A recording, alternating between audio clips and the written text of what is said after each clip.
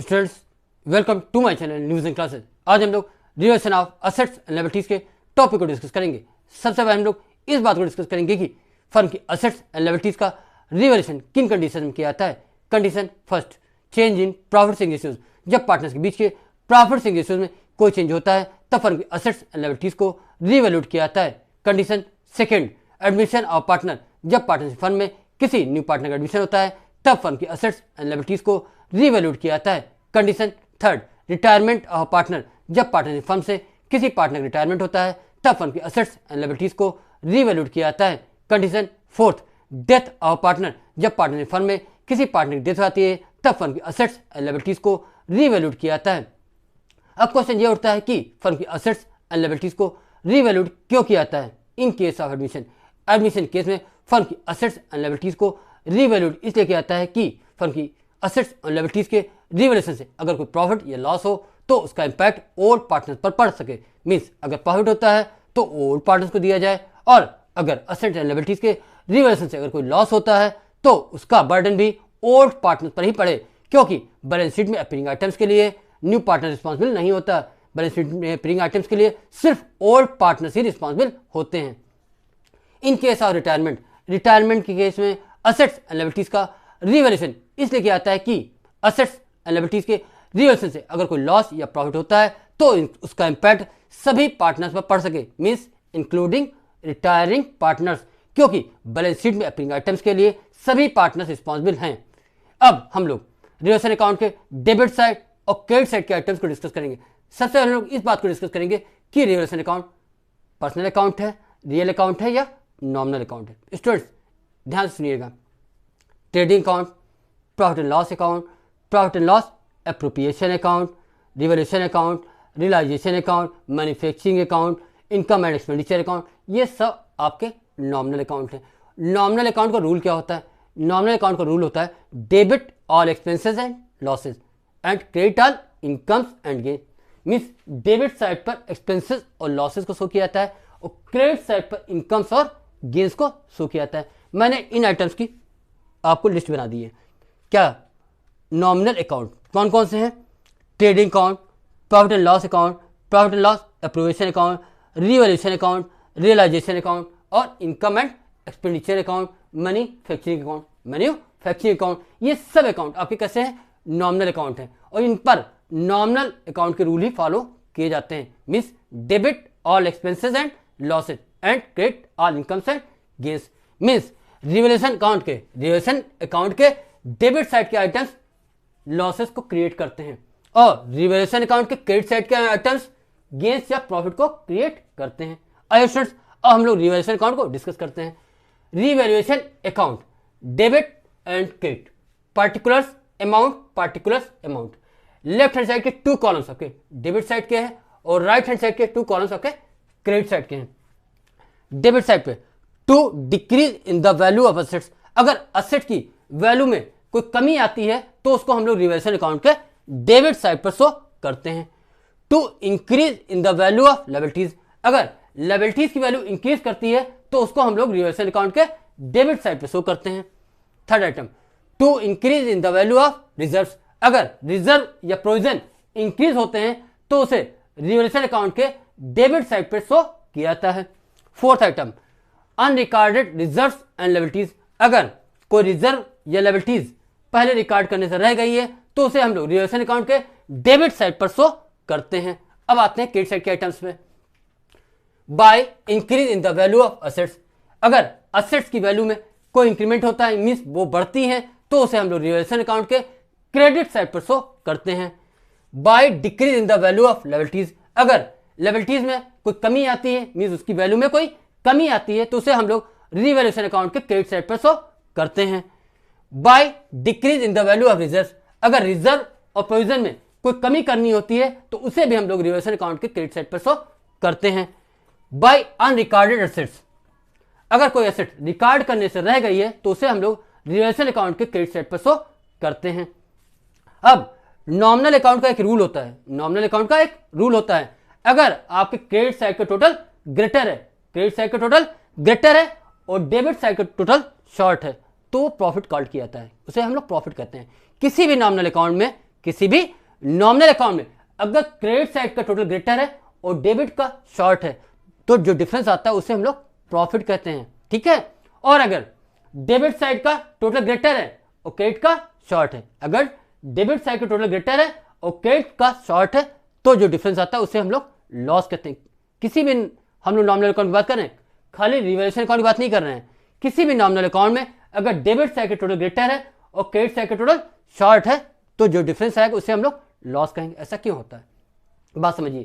Credit side में income है, income अगर ज्यादा है और एक्सपेंस कम है, इनकम अगर ज्यादा है और एक्सपेंस कम है तो प्रॉफिट होगा, और अगर एक्सपेंस ज्यादा है और इनकम कम है तो लॉस होगा। इसलिए जब भी क्रेडिट ग्रेटर होगा और डेबिट शॉर्ट होगा, क्रेडिट ग्रेटर होगा और डेबिट शॉर्ट होगा तो वो प्रॉफिट होगा, और जब डेबिट ग्रेटर होगा और क्रेडिट शॉर्ट होगा तो वो लॉस होगा।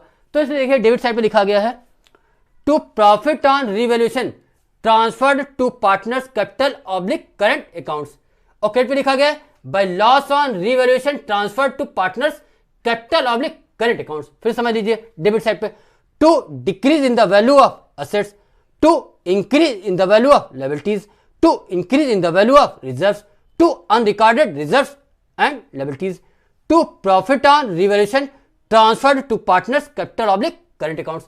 क्रेडिट साइड पे by increase in the value of assets, by decrease in the value of liabilities, by decrease in the value of reserves, by unrecorded assets, और by loss on revaluation transferred to partners capital oblique current accounts। अब हम लोग एक example लेंगे, उसके through हम समझेंगे कि कैसे ट्रीटमेंट किए जाते हैं। एग्जाम्पल यहाँ पर देखिए, ये बुक वैल्यू है और ये रिवाइज वैल्यू है। बुक वैल्यू वो वैल्यू है जो बैलेंस शीट में दी होती है, बुक वैल्यू वो वैल्यू है जो बैलेंस शीट में दी होती है, और रिवाइज वैल्यू ये आपकी एडजस्टमेंट में दी होगी या एडिशनल इंफॉर्मेशन में दी होगी। कहां दी होगी रिवाइज वैल्यू? एडिशनल इंफॉर्मेशन में दी होगी या फिर कहां दी होगी? एडजस्टमेंट में, है ना। एक बात और ध्यान रखिएगा स्टूडेंट्स, रिवैल्यूएशन अकाउंट को हम लोग कभी कभी profit and loss adjustment account भी कहते हैं। अब देखिए एग्जाम्पल को, बिल्डिंग्स बैलेंस शीट में अपीयर है 1 लाख की और रिवैल्यू कितनी हुई है? रिवैल्यूड हुई है ₹1,50,000 की। क्या कहा? बिल्डिंग्स बैलेंस शीट में दी है ₹1 लाख की और रिवैल्यूड हुई है ₹1,50,000 की। क्रेडिटर्स बैलेंस शीट में अपीयर है ₹96,000 के और रिवैल्यूड हुए हैं ₹90,000 के। फर्नीचर बैलेंस शीट में अपीयर ही नहीं है, और रिवाइज वैल्यू कितनी दी है? ₹4,000। यहां पे इसकी मीनिंग यह है कि बैलेंस शीट में एक फर्नीचर रिकॉर्ड करने से रह गया था, कितने का? 4,000 का फर्नीचर बैलेंस शीट में रिकॉर्ड करने से रह गया था। ये अनरिकॉर्डेड फर्नीचर है। ये कौन सा फर्नीचर है? अनरिकॉर्डेड फर्नीचर है। प्लांट की वैल्यू बैलेंस शीट में दी है, प्लांट की वैल्यू बैलेंस शीट दी है ₹1,20,000 और रिवाइज वैल्यू इसकी है ₹1 lakh. Outstanding expenses balance sheet में दी है ₹10,000 और रिवाइज वैल्यू है इसकी 18,000। Provision for doubtful dates balance sheet में दी है ₹5,000 के और इसकी रिवाइज वैल्यू है 7,000। बिल्स पेबल बैलेंस शीट में अपीयर नहीं है, मींस वो रिकॉर्ड है ही नहीं। इसकी मीनिंग यह है कि बिल्स पेबल पहले बुक में रिकॉर्ड होने से रह गए थे, आज से रिकॉर्ड करना है, मींस अनरिकॉर्डेड लायबिलिटी है। ये क्या है? Unrecorded liability. कितने की अनरिकॉर्डेड लायबिलिटी? ₹10,000। फिर से समझ लीजिए, बिल्डिंग्स बैलेंस शीट में है ₹1 लाख की और रिवाइज वैल्यू है इसकी ₹1,50,000। क्रेडिटर्स बैलेंस शीट में अपीयर है ₹96,000 के और इनकी रिवाइज वैल्यू है ₹90,000। फर्नीचर बैलेंस शीट में रिकॉर्ड नहीं हुए, उनको लिखना हम लोग भूल गए हैं, उसकी वैल्यू कितनी दी है? ₹4,000। प्लांट की वैल्यू बैलेंस शीट में है ₹1,20,000 और इसकी रिवाइज वैल्यू है ₹1 लाख। आउटस्टैंडिंग एक्सपेंसेस की वैल्यू दी है बैलेंस शीट में ₹10,000 जबकि इसकी रिवाइज वैल्यू है ₹18,000। Provision for doubtful dates balance sheet में अपीयर है ₹5,000 के जबकि इसकी रिवाइज वैल्यू है ₹7,000। बिल्स पेबल को हम लोग बैलेंस शीट में रिकॉर्ड करने भूल गए थे, बिल्स पेबल को हम लोग बुक्स में रिकॉर्ड करना या बैलेंस शीट में रिकॉर्ड करना भूल गए थे। तो ये अनरिकॉर्डेड लायबिलिटी कितने की दी है? ₹10,000। ये अनरिकॉर्डेड असेट्स है, कौन सा? फर्नीचर अनरिकॉर्डेड असेट्स है, कितने की? ₹4,000 की। और बिल्स पेबल अनरिकॉर्डेड लायबिलिटीज है ₹10,000 की। आइए स्टूडेंट्स, अब हम लोग इसका ट्रीटमेंट रिवैल्यूएशन अकाउंट में करते हैं। रिवैल्यूएशन अकाउंट सबसे पहले क्या लिखा है? बिल्डिंग्स कितने की थी? ₹1 लाख की। रिवाइज वैल्यू कितनी है? ₹1,50,000 की। तो बिल्डिंग कितनी इंक्रीज हुई है? Rupees 1,50,000 minus rupees 1 lakh. Building increase हुई है रुपीज 50,000 से। क्या कहा मैंने? यहां पर बिल्डिंग इंक्रीज हुई है रुपीज 50,000। बिल्डिंग इंक्रीज हुई है रुपीज 50,000 से। तो बिल्डिंग क्या है? बिल्डिंग एक असेट है। देखिए इसमें increase in the value of assets, तो हम लोग increase in the value of assets को कहां लिखते हैं? क्रेडिट साइड पे। तो बिल्डिंग को क्रेडिट साइड पे लिखा जाएगा। तो बाय बिल्डिंग्स अकाउंट रुपीज 50,000। समझिए हमने यहां पे क्यों लिखा? क्योंकि increase in the value of assets को रिवैल्यूएशन अकाउंट के क्रेडिट साइड पे शो किया जाता है, इसलिए बिल्डिंग में जो इंक्रीमेंट हुआ है रुपीज 50,000 का, उसे हम लोग कहां लिखेंगे? क्रेडिट साइड पे लिखेंगे। अब आते हैं क्रेडिटर्स पे। क्रेडिटर्स थे रुपीज 96,000 के, अब रिवैल्यूड हुए रुपीज 90,000 के। मीन्स इसकी वैल्यू में कमी आई है, डिक्रीज इन लायबिलिटी हुई है। क्यों? क्योंकि क्रेडिटर्स हमारी लायबिलिटीज होती हैं। यहां पर 6,000 की लायबिलिटीज में कमी आई है। देखिए इधर decrease in the value of liabilities, means अगर लायबिलिटीज की वैल्यू में कोई कमी आती है तो उसे हम लोग रीवैल्यूएशन अकाउंट के क्रेडिट साइड पे शो करते हैं। तो रुपीज 6,000 की जो डिक्रीज हुई है उसे हम लोग क्रेडिट साइड पे शो करेंगे बाय क्रेडिटर्स अकाउंट रुपीज 6,000। अब आते हैं थर्ड पॉइंट पे। फर्नीचर। फर्नीचर पहले से बैलेंस शीट में अपेयर नहीं था, उसे रिकॉर्ड करना हम लोग भूल गए थे। तो वो फर्नीचर कितने का है? 4,000 का। ये अनरिकॉर्डेड एसेट है, क्योंकि फर्नीचर आपकी एसेट है, तो ये अनरिकॉर्डेड एसेट है। देखिए यहां पर अनरिकॉर्डेड एसेट्स को कहां शो करते हैं? रिवैल्यूएशन अकाउंट के क्रेडिट साइड पे, इसलिए फर्नीचर को हम लोग क्रेडिट साइड पे शो करेंगे बाय फर्नीचर अकाउंट रुपीज 4,000। अब आते हैं नेक्स्ट आइटम पे। प्लांट कितने का है? रुपीज 1,20,000। आज इसकी वैल्यू कितनी आई है? Rupees 1 lakh.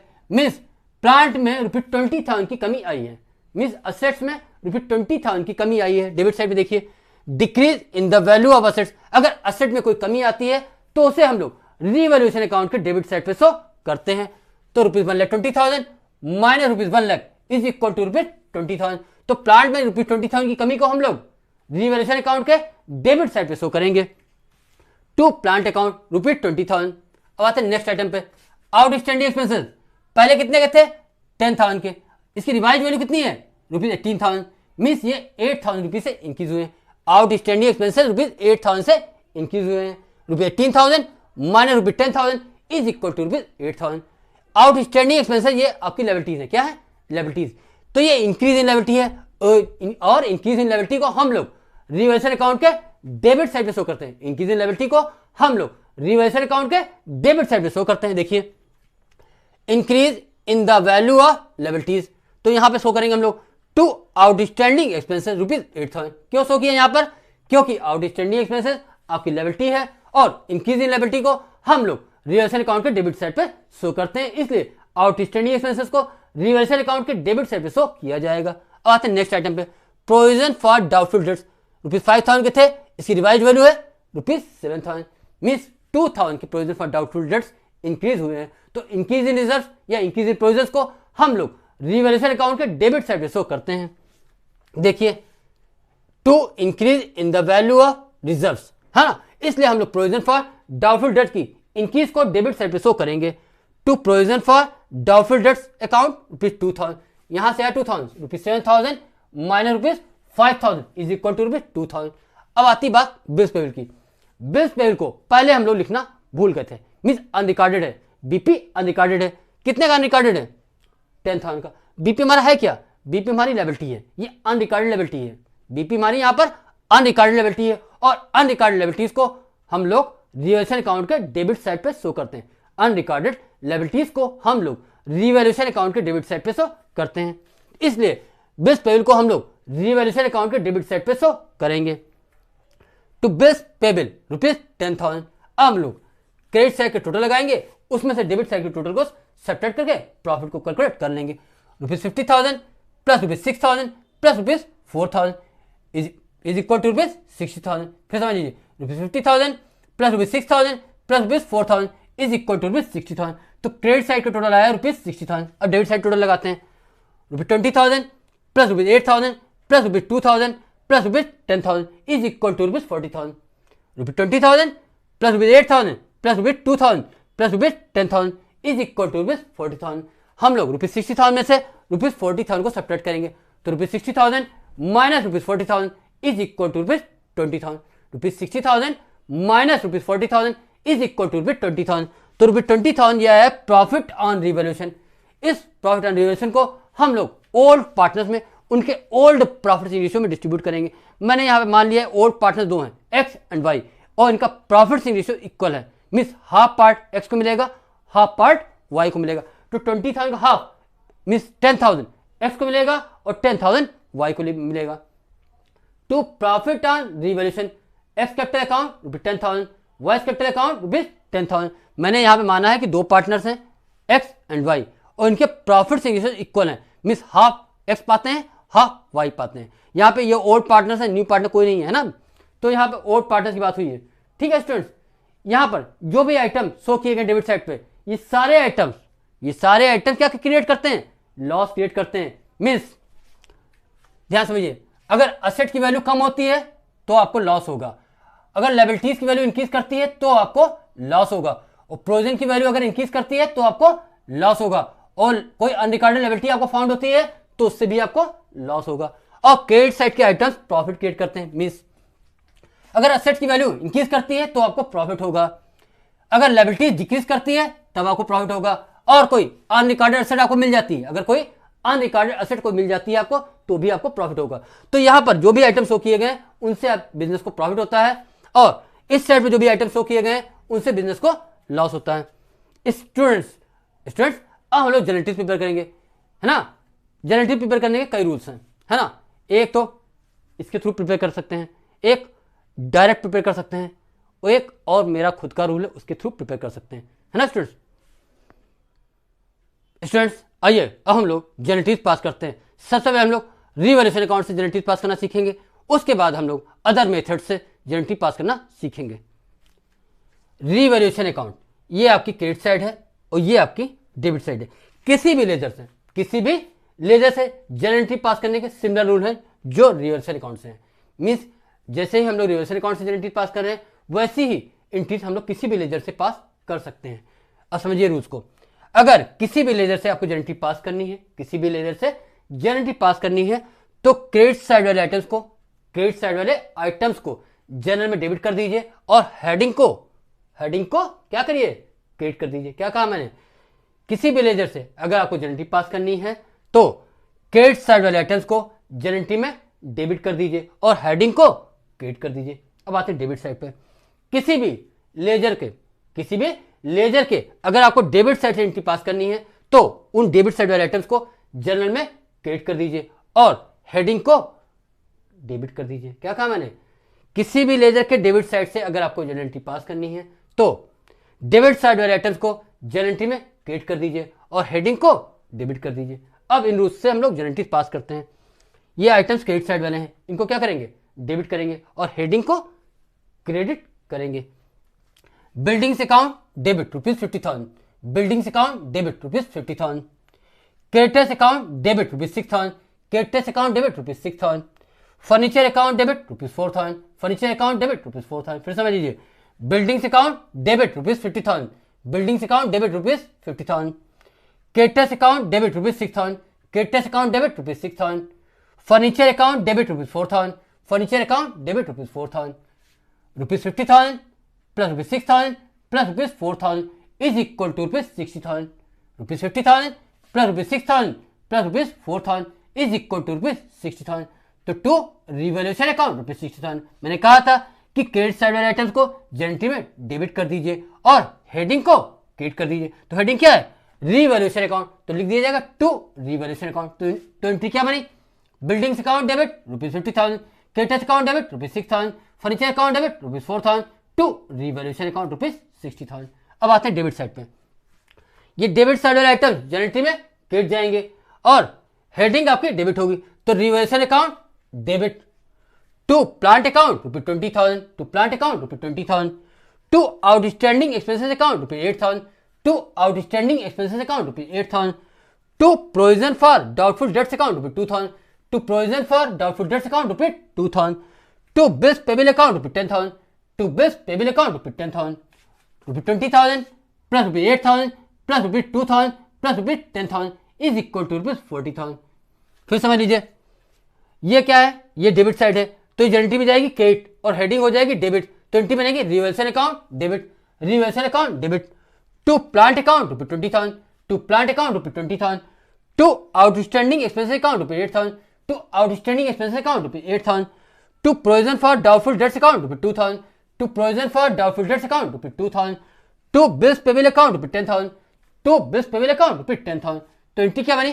Reversal account debit rupees 40,000, to plant account rupees 20,000, to outstanding expenses account rupees 8,000, to provision for doubtful debts account rupees 2,000, to bills payable account rupees 10,000।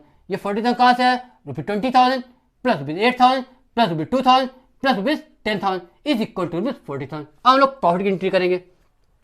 Revaluation account debit to X capital account to Y's capital account. ये entry देखिए, revaluation account debit to X capital account rupees 10,000, to X capital account rupees 10,000, to Y's capital account rupees 10,000, to Y's capital account rupees 10,000। फिर समझ लीजिए, revaluation account debit तो revaluation account debit to X capital account rupees 10,000, to X capital account rupees 10,000, to Y's capital account rupees 10,000, to Y's capital account rupees 10,000।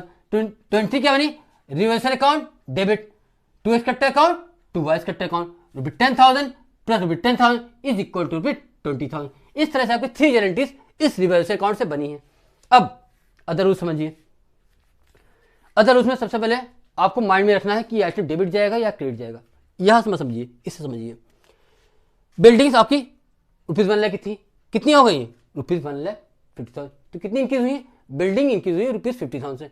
Increase in assets को हम लोग reversal account के credit side पे show करते हैं, reversal account के credit side पे show करते हैं। तो जनरल टीम कहां शो करेंगे? डेबिट साइड पे। तो बिल्डिंग डेबिट होगी रुपीज 50,000 से, बिल्डिंग्स अकाउंट डेबिट रुपीज 50,000। फिर समझिए मैं क्या कह रहा हूं, यहां पर बिल्डिंग इंक्रीज हो रही है रुपीज 50,000 से। ये क्या है? Increase in assets. Increase in assets को हम लोग रिवर्सल अकाउंट के क्रेडिट साइड पे शो करते हैं। तो जनरल टीम कहां शो करेंगे? डेबिट साइड पे। तो बिल्डिंग को हम लोग डेबिट करेंगे रुपीज 50,000 से, बिल्डिंग्स अकाउंट डेबिट रुपीज 50,000। अब आते हैं सेकंड पॉइंट पे। क्रेडिटर्स 96,000 से हुए हैं 90,000, 6,000 के क्रेडिटर डिक्रीज हुए हैं। और डिक्रीज इन लायबिलिटी जो होती है वो रिवर्सल अकाउंट के क्रेडिट पे आती है। तो जनरल टीम कहाँ आएगी? डेबिट पे आएगी। तो creditors account debit rupees 6,000।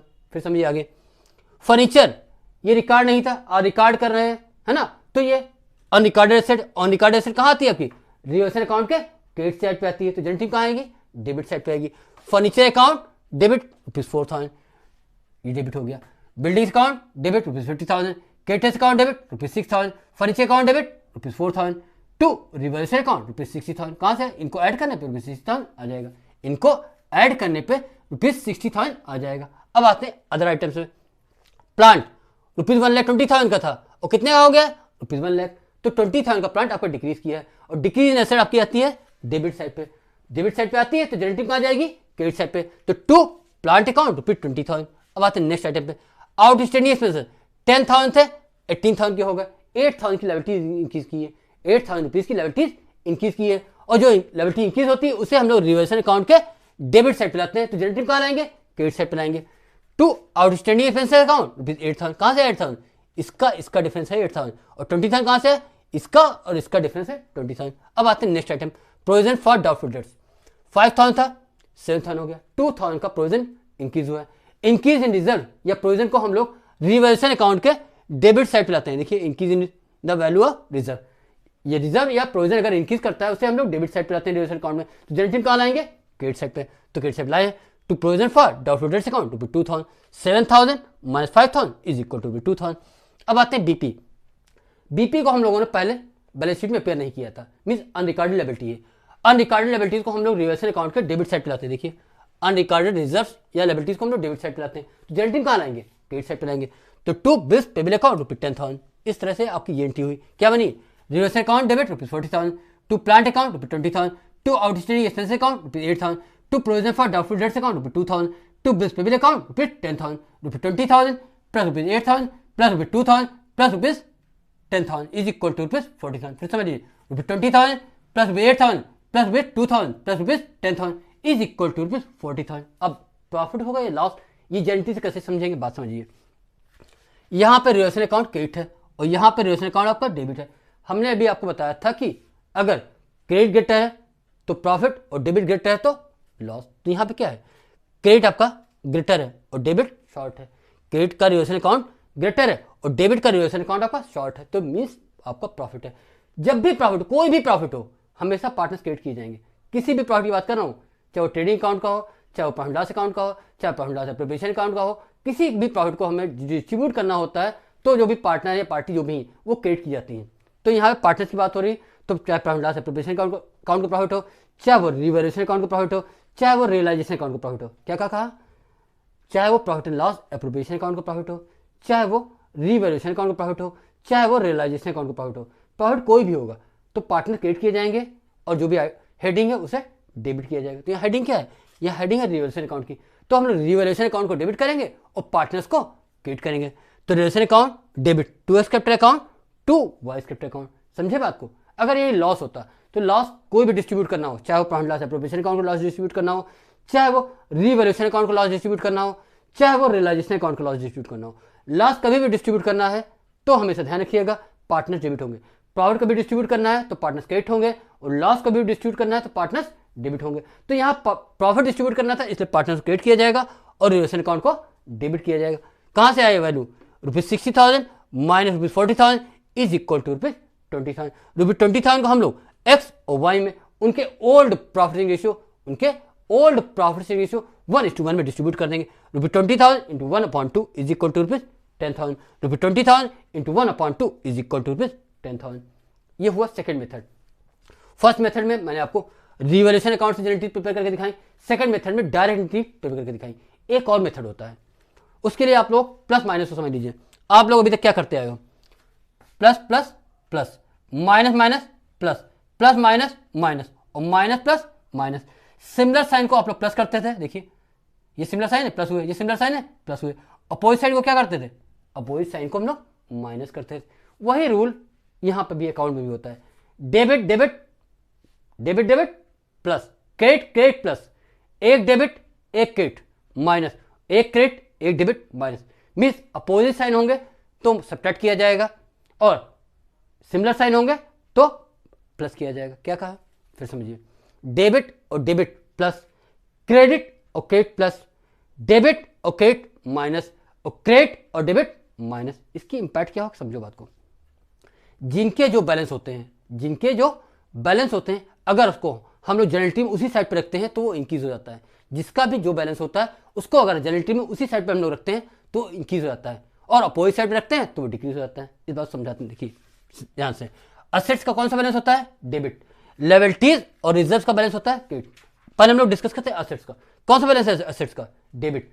Assets का डेबिट बैलेंस होता है। जनरल एंट्री में अगर आप असेट्स को डेबिट करेंगे तो वो इंक्रीज कर जाएगी और असेट्स को अगर आप जनरल एंट्री में क्रेडिट करेंगे तो वो डिक्रीज कर जाएगी। क्या कहा मैंने? असेट्स को अगर जनरल एंट्री में डेबिट करोगे तो वो इंक्रीज कर जाएगी और अगर असेट्स को जनरल एंट्री में क्रेडिट करोगे तो वो डिक्रीज कर जाएगी। क्यों? क्योंकि असेट्स का डेबिट बैलेंस होता है। मैंने यहाँ फर्स्ट लाइन में उन वैल्यू को लिखा है जो बैलेंसेस अकाउंट के होते हैं। अगर किसी भी लेजर का डेबिट बैलेंस है और उसे आप जनरल में डेबिट करते हो तो वो इंक्रीज कर जाएगा। किसी लेजर का अगर क्रेडिट बैलेंस है और जनरल में आप उसे क्रेडिट करते हो तो वो इंक्रीज कर जाएगा। किसी लेजर का अगर डेबिट बैलेंस है और आप जनरल में उसे क्रेडिट करते हो तो वो डिक्रीज कर जाएगा। किसी लेजर का अगर क्रेडिट बैलेंस है आप उसे जनरल में डेबिट करते हो तो वो डिक्रीज कर जाएगा। तो असेट का डेबिट बैलेंस होता है और आप उसे जनरल में डेबिट कर रहे हो तो असेट इंक्रीज हो जाएगी। तो मींस असेट को इंक्रीज करने के लिए आपको जनरल में क्या करना होगा? असेट्स को डेबिट करना होगा। असेट्स को इंक्रीज करने के लिए आप लोगों को असेट्स को जनरल में डेबिट करना होगा। अब बात समझिए, डिक्रीज करने के लिए क्या करना होगा? असेट का डेबिट बैलेंस होता है, असेट का डेबिट बैलेंस होता है, ठीक। आप जनरल में से क्रेडिट कर दो तो डिक्रीज हो जाएगी। असेट का डेबिट बैलेंस होता है, आप जनरल में से क्रेडिट कर देंगे तो डिक्रीज हो जाएगी। अगर असेट को इंक्रीज करना है तो जनरल में डेबिट करना होगा और अगर असेट को डिक्रीज करना है तो जनरल में क्रेडिट करना होगा। अब आते हैं लायबिलिटीज पे। लायबिलिटीज कौन सा बैलेंस होता है? लायबिलिटीज और रिजर्व्स का क्रेडिट बैलेंस होता है। अब अगर आप लायबिलिटीज और रिजर्व्स को जनरल में क्रेडिट करेंगे तो वो इंक्रीज कर जाएगी और अगर लायबिलिटीज और रिजर्व को जनरल में डेबिट करेंगे तो वो डिक्रीज कर जाएगी। देखते हैं यहां पे लायबिलिटीज और रिजर्व का क्रेडिट बैलेंस है तो क्रेडिट है बैलेंस। अगर आप जनरल में क्रेडिट करोगे तो क्या हो जाएगा? इंक्रीज हो जाएगी। और क्रेडिट बैलेंस है आप जनरल में डेबिट करोगे तो क्या हो जाएगी? डिक्रीज हो जाएगी। अगर लायबिलिटीज और रिजर्व को इंक्रीज करना हो तो जनरल में उन्हें आपको क्रेडिट करना होगा। अगर लायबिलिटीज और रिजर्व को आपको डिक्रीज करना है तो जनरल में से क्या करना पड़ेगा? डेबिट करना पड़ेगा। अब इन रूल से हम लोग जनरल बनाने की कोशिश करते हैं। देखिए यहां पर बिल्डिंग थी ₹1 लाख की, कितनी हो गई? ₹1,50,000। मीन्स असेट्स इंक्रीज हुई है ₹50,000 से, असेट इंक्रीज हुई है ₹50,000 से। तो असेट कौन सा बैलेंस होता है? डेट। सिमिलर ले जाओगे तो इंक्रीज कर जाएगी। मीन डेबिट बैलेंस होता है, आप डेबिट ले जाइए, इंक्रीज हो जाएगी। तो बिल्डिंग को तुम्हें क्या करना पड़ेगा, डेबिट करना पड़ेगा। Building account debit ₹50,000। अब आते हैं केटर, ₹96,000 के थे, कितने रह गए 90,000, 6,000 के डिक्रीज हुए। केटर्स या लेबिलिटीज, लेबिलिटीज कौन सा बैलेंस होता है, केट, लेबिलिटीज का केट बैलेंस होता है। और इसे डिक्रीज करना है तो इसे अपोजिट साइड लेना पड़ेगा, इसे अपोजिट साइड ले जाना पड़ेगा। तो आपको लेबिलिटीज को जनरेटिव में क्या करना पड़ेगा, डेबिट करना पड़ेगा। मींस केटर्स को आप डेबिट करेंगे, केटर्स अकाउंट डेबिट ₹6,000। अब आते हैं थर्ड पॉइंट पे, फर्नीचर रिकॉर्ड नहीं था, कितने का रिकॉर्ड नहीं था, 4,000 का। रिकॉर्ड करने से तुम्हारी फर्नीचर बढ़ जाएगा, फर्नीचर बढ़ जाएगा, मींस असेट बढ़ेगी। और असेट को बढ़ाने के लिए हम लोग डेबिट लाएंगे, क्योंकि असेट का डेबिट बैलेंस होता है। आप जैसे डेबिट करोगे असेट इंक्रीज कर जाएगी, तो फर्नीचर को डेबिट करना होगा। तो फर्नीचर अकाउंट डेबिट ₹4,000, ठीक है। इस तरह इस रूल से भी आपकी ये एंट्री बन गई। तो 2 में क्या लिखा जाएगा, 2 रिवैल्यूएशन अकाउंट। फिर समझिए, यहां पर बिल्डिंग इसका डेबिट बैलेंस है, आप जनरेटिव क्या कर रहे हो, डेबिट करोगे। बिल्डिंग का डेबिट बैलेंस है क्योंकि बिल्डिंग असेट है, आप जनरेटिव डेबिट करोगे क्योंकि बिल्डिंग इंक्रीज हो रही है। 1 लाख से हो गई 1,50,000, तो ₹50,000 यहां लिख दिया जाएगा। फिर केटर्स डिक्रीज हो रहा है, लेवलिटी डिक्रीज होती है अपोजिट साइड से, सिमिलर साइड से इंक्रीज होती है। तो अपोजिट साइड क्या होगा इसका, केटर्स का जो बैलेंस होता है वो केट बैलेंस होता है, केटर्स का बैलेंस जो होता है वो केट बैलेंस होता है। आप जनरेटिव डेबिट कर दो वो डिक्रीज हो जाएगा। देखिए केट बैलेंस होता है, आप डेबिट करेंगे तो डिक्रीज हो जाएगा। तो आप केटर्स को डेबिट कर दो ₹6,000 से, अपने आप डिक्रीज हो जाएंगे। अब बात आती है फर्नीचर, फर्नीचर पहले रिकॉर्ड नहीं हुआ था, आप रिकॉर्ड करेंगे मींस उसको बढ़ाएंगे। तो फर्नीचर बैलेंस कौन सा है, फर्नीचर असेट है, उसका डेबिट बैलेंस है। बढ़ाने के लिए हमें सिमिलर साइड ले जाना पड़ेगा, डेबिट है तो डेबिट साइड ही ले जाना पड़ेगा। तो फर्नीचर को हम लोग डेबिट कर देंगे, वो भी इंक्रीज हो जाएगा। तो ₹50,000 से बिल्डिंग डेबिट की जाएगी, केटर्स अकाउंट डेबिट किए जाएंगे ₹6,000 से, और फर्नीचर अकाउंट डेबिट किया जाएगा ₹4,000 से, और इसके टोटल से रिवर्सन अकाउंट को क्रेडिट कर दिया जाएगा। अब आते हैं नेक्स्ट पे, प्लांट था ₹1,20,000 का, कितना रह गया ₹1,00,000, मींस 20,000 का प्लांट डिक्रीज हुआ है। प्लांट क्या है, असेट, असेट को डिक्रीज करना है तो अपोजिट साइड ले जाइए। असेट का बैलेंस कौन सा होता है, डेबिट, तो डिक्रीज करने के लिए कहां ले जाएंगे, क्रेडिट, मींस प्लांट को क्रेडिट ले जाएंगे। क्यों ले जाएंगे, प्लांट एक एसेट है और एसेट का डेबिट बैलेंस होता है, इसे डिक्रीज करना है तो जनरेटिव में क्रेडिट ले जाना है, तो इसे जनरेटिव में क्रेडिट ले जाएंगे। तो प्लांट को हम लोग जनरेटिव में ₹20,000 से क्रेडिट ले जाएंगे तो डिक्रीज हो जाएगा। तो देखिए टू प्लांट अकाउंट ₹20,000। अब बात करते हैं आउटस्टैंडिंग एक्सपेंसेस की। आउटस्टैंडिंग एक्सपेंसेस आपकी लायबिलिटीज हैं और इनके बैलेंस कौन से होते हैं, क्रेडिट बैलेंस होते हैं, लायबिलिटीज के क्रेडिट बैलेंस होते हैं। तो क्रेडिट बैलेंस वाले आइटम को आपको बढ़ाना है, क्यों, यहाँ पे 10 था यहाँ 18 हो गया, बढ़ रहा है, बढ़ाना है तो सिमिलर साइड ले जाना पड़ेगा। क्रेडिट बैलेंस होता है, जनरेटिव से आप क्रेडिट ले जाएंगे तो अपने आप बढ़ जाएगा। तो टू आउटस्टैंडिंग एक्सपेंसेस अकाउंट ₹8,000, कहां से 8,000, 18,000 माइनस 10,000 है ना। यहाँ लायबिलिटीज को बढ़ाना था, लायबिलिटीज का क्रेडिट बैलेंस होता है, जनरेटिव क्रेडिट कर देंगे तो अपने आप इंक्रीज हो जाएगी लायबिलिटी। अब आते हैं provision for doubtful dates, provision और रिजर्व, असेट्स के प्रोविजन और रिजर्व की बात कर रहा हूं। असेट्स के प्रोविजन और रिजर्व जो होते हैं उनके क्रेडिट बैलेंस होते हैं, असेट्स के प्रोविजन और रिजर्व के क्रेडिट बैलेंस होते हैं। मींस असेट्स पे अगर आपको प्रोविजन या रिजर्व क्रिएट करते हैं, जैसे प्रोविजन फॉर डाउटफुल डेट्स है, प्रोविजन फॉर डिप्रिसिएशन है, इनके क्रेडिट बैलेंस होते हैं, है ना। और यहाँ पे क्या हुआ, प्रोविजन तुम्हारा 5,000 7,000 2,000 इंक्रीज किया है, और प्रोविजन और रिजर्व के आपके जो बैलेंस होते हैं वो क्रेडिट आपको बढ़ाना है ना, तो सिमिलर साइड ले जाइए। इनके क्रेडिट बैलेंस होते हैं, अब जनरेटिव में इन्हें क्रेडिट कर देंगे अपने आप बढ़ जाएंगे। तो to provision for doubtful debts account में 2,000। फिर समझिए, प्रोविजन और रिजर्व के क्रेडिट बैलेंस होते हैं, आप जनरेटिव में इन्हें क्रेडिट करेंगे तो अपने आप इंक्रीज कर जाएंगे। क्रेडिट बैलेंस वाले आइटम्स को जैसे ही जनरेटिव में क्रेडिट किया जाता है वो अपने आप इंक्रीज हो जाता है। तो यहाँ प्रोविजन का क्रेडिट बैलेंस है, जनरेटिव में क्रेडिट कर देंगे तो अपने आप इंक्रीज कर जाएगा। To provision for doubtful debts account में 2,000। अब आती बात बीपी की, बीपी पहले रिकॉर्ड नहीं था और रिकॉर्ड किया गया, मींस एक तरह से आपकी लायबिलिटीज इंक्रीज कर रही है, लायबिलिटी इंक्रीज कर रही है। बीपी एक लायबिलिटी है, इसका क्रेडिट बैलेंस होता है, और क्रेडिट बैलेंस वाले आइटम को जब भी इंक्रीज करना होगा आपको उसे क्रेडिट करना होगा, मींस सिमिलर साइड रखना होगा। बीपी मींस लायबिलिटीज, लायबिलिटीज का क्रेडिट बैलेंस होता है, और क्रेडिट बैलेंस वाले आइटम को जब हम लोग क्रेडिट साइड पर रखेंगे तब वो इंक्रीज करेंगे, और डेबिट साइड पर रखेंगे तो वो डिक्रीज करेंगे। तो यहाँ क्या करना है, इंक्रीज करना है। तो क्रेडिट बैलेंस वाले आइटम को जब भी इंक्रीज करना होता है उसे जनरेटिव में हमें क्रेडिट ले जाना होता है। तो हम लोग बिल्स पेबल को जनरेटिव में ₹10,000 से क्रेडिट ले जाएंगे। तो टू बिल्स पेबल अकाउंट ₹10,000। तो इस तरह से एंट्री बन गई क्या, reversal account debit ₹40,000, to plant account ₹20,000, to outstanding expenses account ₹8,000, to provision for doubtful debts account ₹2,000, to bills payable account ₹10,000। इनको आप ऐड कर लेंगे तो ₹40,000 आ जाएगा। फिर ₹60,000 में से ₹40,000 को सब्ट्रैक्ट करेंगे, ₹20,000 का प्रॉफिट आ जाएगा। और प्रॉफिट को डिस्ट्रीब्यूशन की एंट्री आपको हम पहले ही समझा चुके हैं। अब डेबिट बैलेंस और क्रेडिट बैलेंस की मीनिंग क्या होती है उसको समझें। अगर किसी भी लेजर का डेबिट साइड का टोटल ग्रेटर है और क्रेडिट साइड का शॉर्ट है, किसी भी लेजर का अगर डेबिट साइड का टोटल ग्रेटर है और क्रेडिट साइड का शॉर्ट है तो डिफरेंस डेबिट बैलेंस कराया जाता है। क्या कहा, अगर किसी भी लेजर का डेबिट साइड का टोटल ग्रेटर है और क्रेडिट साइड का टोटल शॉर्ट है, तो उसका जो भी डिफरेंस आएगा वो आपका डेबिट बैलेंस कराएगा। ठीक है, अब बात करते हैं क्रेडिट बैलेंस की। अगर किसी भी लेजर का क्रेडिट टोटल ग्रेटर है और डेबिट टोटल शॉर्ट है, किसी भी लेजर का अगर क्रेडिट टोटल ग्रेटर है और डेबिट टोटल शॉर्ट है, तब जो भी डिफरेंस आएगा वो क्रेडिट बैलेंस कराएगा, जो भी डिफरेंस आएगा वो क्रेडिट बैलेंस कराएगा। स्टूडेंट्स, इस तरह आपका एक टॉपिक कंप्लीट होता है। स्टूडेंट्स, अगर आपको हमारी वीडियो अच्छी लगती है तो प्लीज़ हमारी वीडियोस को लाइक कीजिए और हमारे इस चैनल को सब्सक्राइब भी कीजिए। Thank you.